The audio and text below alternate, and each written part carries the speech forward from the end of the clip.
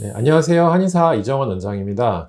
류마티스 관절염은 굉장히 고통이 심한 질환이기 때문에 환자분들이 병을 잘 관리하기 위한 방법을 항상 찾아 헤매고 계십니다.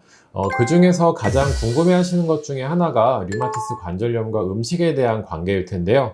그래서 오늘은 그 부분에 대해서 이야기를 한번 해보겠습니다.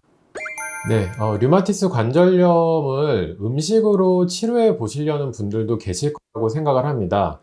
나는 이제 자연 치유를 할 거다 이렇게 하시면서 이제 약을 끊고 내가 음식을 조절해서 한번 치료를 해보겠다 이런 분들도 계시고 또 이제 음식을 통해서 고칠 수 있다 이렇게 주장하시는 분들도 계십니다. 하지만 저는 이것은 위험한 시도이고 류마티스 관절염을 음식으로만 치료할 수는 없다고 생각을 합니다.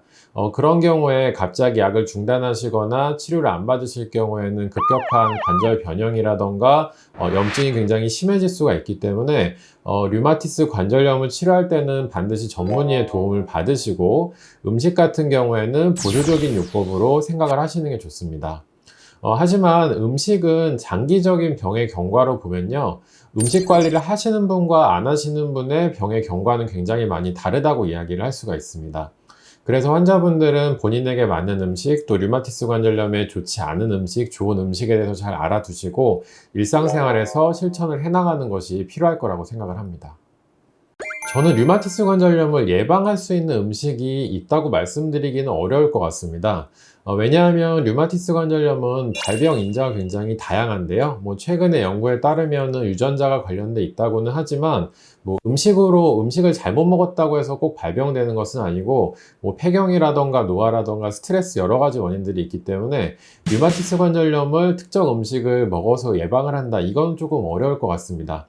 하지만 그 일부 환자분들 같은 경우에는 식생활이 상당히 발병 요인에서 큰 영향을 차지하는 경우도 있기 때문에 저는 평소에 염증을 많이 발생시킬 수 있는 음식은 좀 줄이고 염증을 잘 발생하지 않는 몸을 만들어주는 그런 음식을 많이 드시라고 말씀을 드리고 있는데요.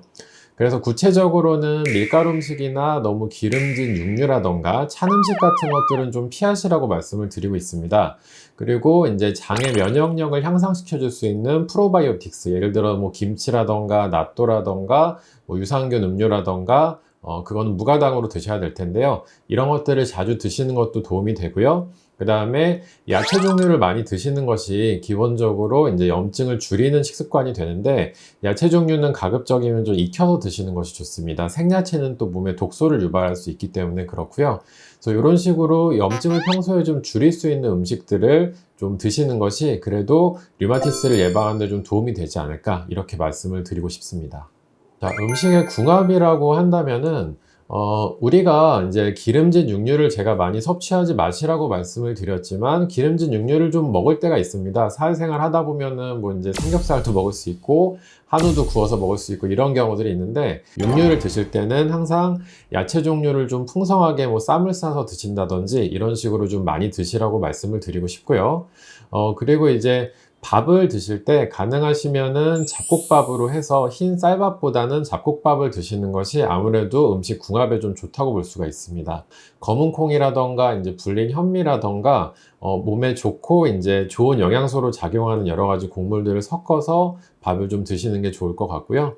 그리고 너무 맵거나 짠 음식을 드시는 것보다는 좀 심심하게 간을 해서 드시는 것도 예방책으로 하나 좀 도움이 된다고 볼 수가 있겠습니다. 네, 저는 한의원에서 진료를 받으시는 분들에게는 체질에 따라서 음식에 대한 지도를 해드리고 있습니다. 예를 들어서 수체질에는 어떤 음식이 좋고 목체질에는 어떤 음식이 좋고 이런 식으로 안내를 해드리고 있는데요. 사실 이 짧은 유튜브 영상을 통해서 우리가 체질에 맞는 음식을 알려드리긴 좀 힘들 것 같습니다. 그래서 제가 환자분들에게 추천을 드리고 싶은 거는요.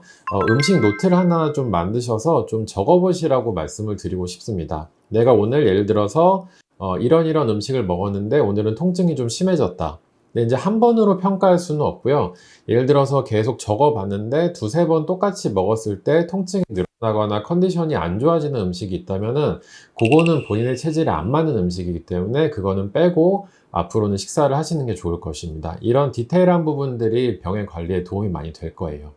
네, 류마티스를 앓고 계시고 또 이제 양약만으로도 조절이 잘 안 돼서 이제 고민이 많으시고 또 통증이 심하신 분들도 많을 거라고 생각을 합니다. 오늘 말씀드린 대로 이제 음식을 조절하는 것이 병의 경과에 굉장히 많은 영향을 미치기 때문에 음식 관리에도 좀 신경을 많이 써보시면 좋겠고요. 또 이제 양약으로 류마티스 관절염이 잘 조절이 안 되는 경우에는 한방 치료도 좋은 대안이 될 수 있기 때문에 한 번쯤 생각해 보셔도 좋을 것 같습니다. 예, 수플림 TV 오늘의 영상은 여기서 마치겠습니다. 항상 구독과 좋아요 눌러주시는 분들 감사드리고요. 또 환자분들께 도움이 되는 영상으로 다음번에 또 찾아뵙겠습니다. 감사합니다.